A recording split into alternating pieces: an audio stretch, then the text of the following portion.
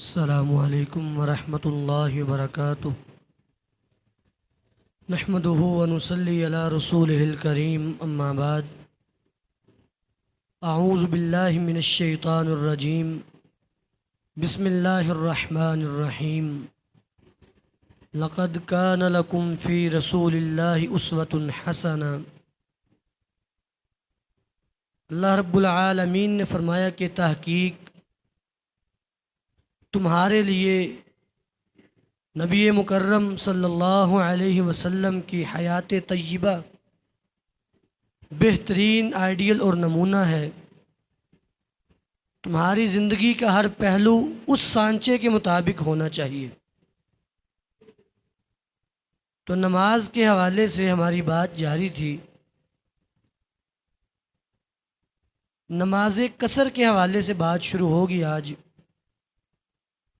قصر نماز صرف رباعی نمازوں میں ہوتی ہے، یعنی جن میں 4 رکعات ہوں، ظہر، عصر اور عشاء، یہ نمازیں قصر ہوتی ہیں۔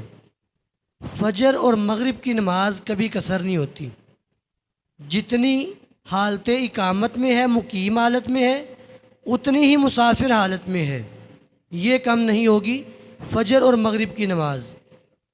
باقی 3 نمازیں ظہر، عصر اور عشاء قصر ہوتی ہیں۔ صحیح بخاری کی روایت، وعن عائشہ رضی اللہ تعالی عنہا قالت ان اللہ عز وجل جعل الصلاة رکعتین رکعتین۔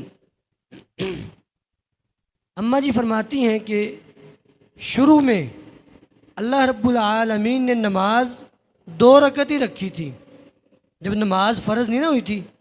نماز فرض ہوئی ہے 13 نبوی کے اندر، جب آپ کو معراج کروایا گیا، اس سال نمازیں فرض ہوئی ہیں 5۔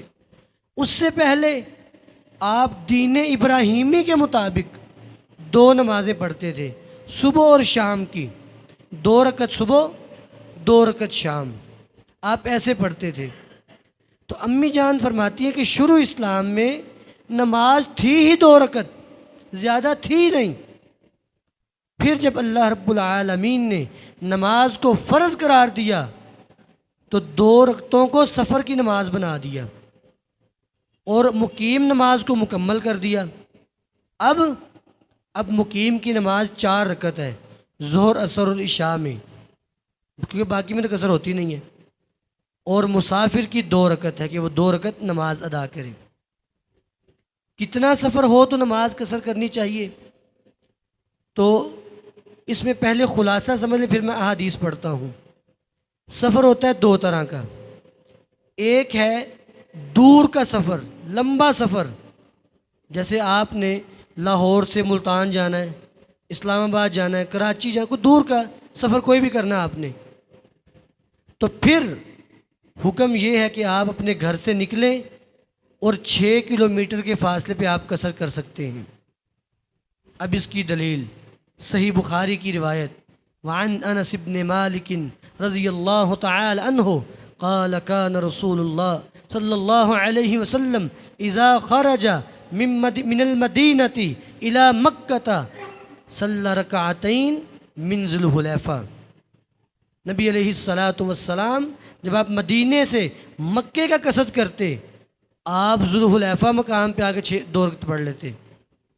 اب ذی الحلیفہ مقام جو ہے یہ مدینے سے 6 کلومیٹر کے فاصلے پہ ہے، تو یہاں آپ نے لمبا سفر کرنا تھا، تو آپ نے کیا کیا، گھر سے نکلے، 6 کلومیٹر کے فاصلے پہ قصر کر لی نماز۔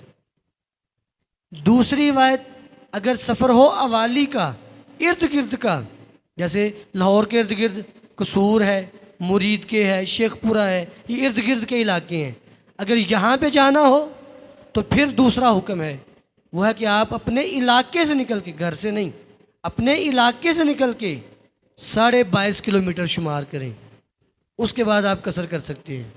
اب اس کی دلیل، عن انس بن مالک رضی اللہ تعالی عنہ قال كان رسول اللہ صلی اللہ علیہ وسلم اذا خرج مسیرۃ 3 فراسخ صلی رکعتین۔ نبی علیہ السلام جب 3 فرسخ سفر کرتے پھر آپ قصر کرتے تھے۔ اب فرسخ کیا ہوتا ہے؟ جیسے ہمارے یہاں کلو میٹر چلتا ہے نا، تو عربیوں کے بھی پیمانے ہوتے ہیں ناپنے کے۔ فرسخ ہوتا ہے جس کے اندر 2.5 کلومیٹر 2.5 میل ہوں۔